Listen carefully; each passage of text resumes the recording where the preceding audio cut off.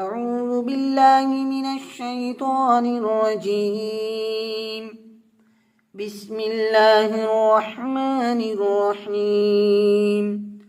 قل من يرزقكم من السماء والأرض أم من يملك السمع والأبصار ومن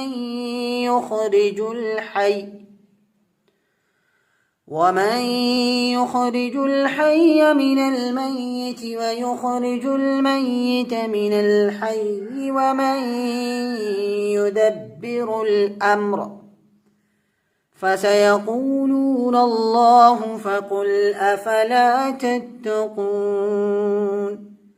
فذلكم الله ربكم الحق فماذا بعد الحق إلا الضلال فأنى تصرفون. كذلك حقت كلمة ربك على الذين فسقوا أنهم لا يؤمنون. قل هل من شركائكم من يبدأ الخلق ثم يعيده قل الله يبدأ الخلق ثم يعيده فأنى تؤفكون.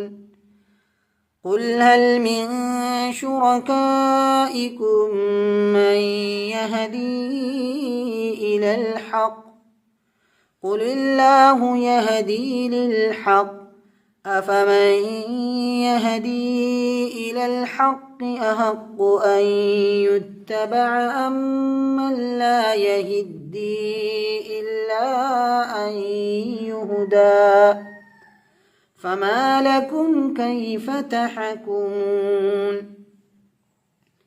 وما يتبع أكثرهم إلا ظنا إن الظن لا يغني من الحق شيئا إن الله عليم بما يفعلون.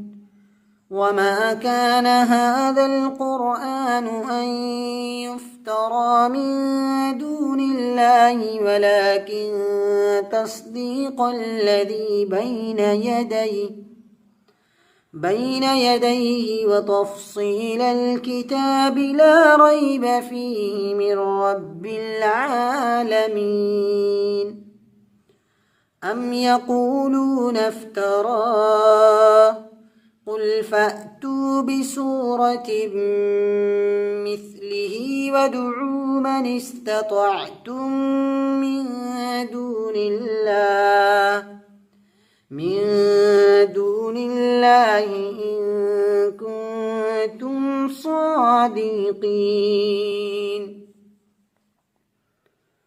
بل كذبوا بما لم يحيطوا بعلمه ولما يأتهم تأويله كذلك كذب الذين من قبلهم فانظر كيف كان عاقبة الظالمين.